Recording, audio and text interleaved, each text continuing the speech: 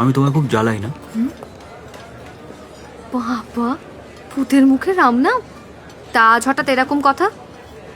এমনি ফ্লার্ট করতে ইচ্ছা করছিল, কি বলে শুরু করবো বুঝতে পারছিলাম না।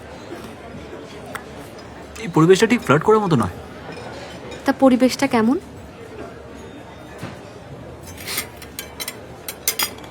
এই পরিবেশে হুম।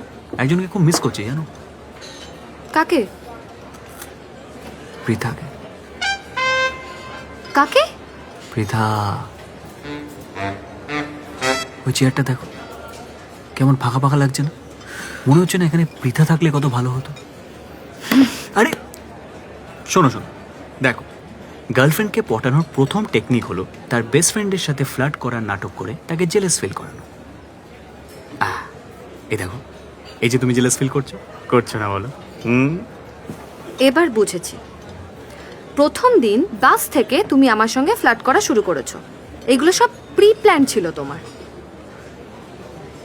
বড্ড বেশি ক্রাইম পেট্রোল দেখো না, সারাক্ষণ এই সন্দেহর নজর নিয়ে থাকো। হ্যাঁ দেখি, ভালো লাগে।